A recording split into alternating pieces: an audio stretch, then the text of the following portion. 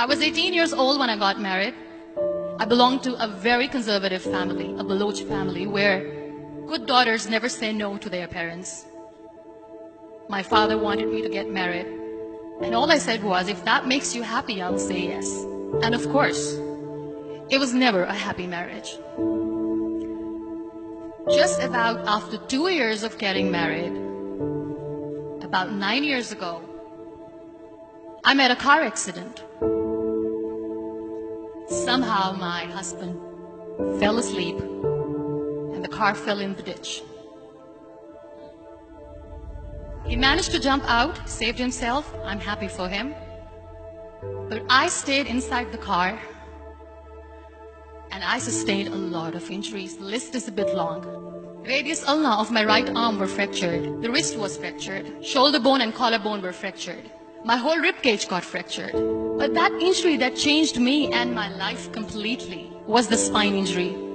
Many people came to rescue. They gave me CPR. They dragged me out of the car. And while they were dragging me out, I got the complete transection of my spinal cord. Those 2.5 months in the hospital were dreadful. I was at the verge of despair. One day, doctor came to me and he said, well, I heard that you wanted to be an artist, but you ended up being a housewife. I have a bad news for you. You won't be able to paint again. Next day, doctor came to me and said, your spine injury is so bad, you won't be able to walk again. I took a deep breath and I said, it's all right.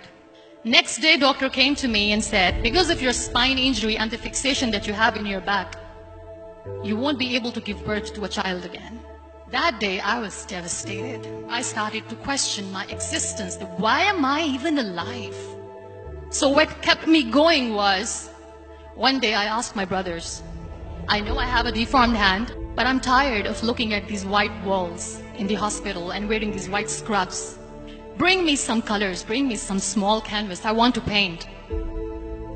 So the very first painting I made was on my deathbed, where I painted for the very first time. What an amazing therapy it was. Without uttering a single word, I could paint my heart out.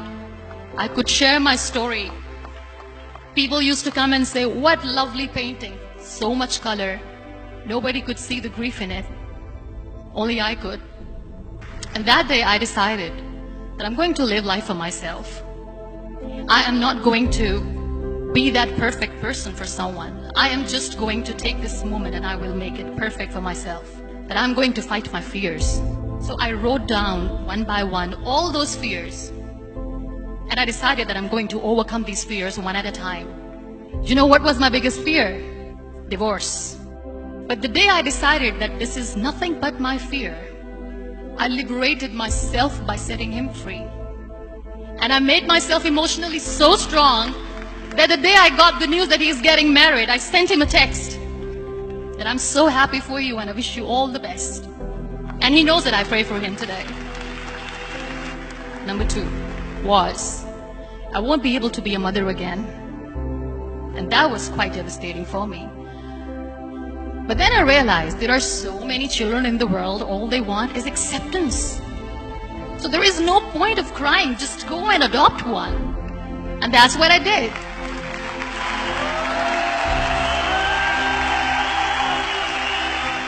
I gave my name in different organizations, different orphanages, and I waited patiently.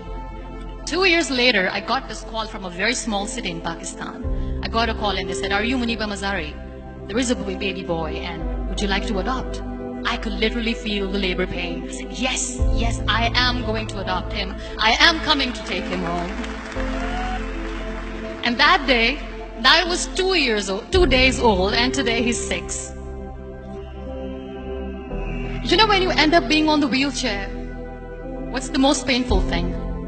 People think that they will not be accepted by other people because we, in the world of perfect people, are imperfects. So I decided to appear more in public. I started to paint. I have done a lot of modeling campaigns. I decided that I'm going to join the national TV of Pakistan as an anchor person. I became the National Goodwill Ambassador for UN Women Pakistan, and now I speak for the rights of women, children. I was featured in BBC 100 Women for 2015. I'm one of the Forbes 30 under 30 for 2016. So when you accept yourself the way you are, the world recognizes you. It all starts from within. We have this amazing fantasy about life. This is how things should work. This is my plan. It should go as per my plan. If that doesn't happen, we give up. I never wanted to be on the wheelchair. Never thought of being on the wheelchair. This life is a test and a trial, and tests are never supposed to be easy. So when you are expecting ease from life, and life gives you lemons, then you make the lemonade, and then do not blame life for that. It is okay to be scared. It is okay to cry. Everything is okay, but giving up should not be an option. They always say that failure is not an option. Failure should be an option, because when you fail, you get up, and then you fail, and then you get up, and that keeps you going. Embrace each and every breath that you are taking. Celebrate your life. Live it. Don't die before your death. Real happiness lies in gratitude. So be grateful, be alive, and live every moment.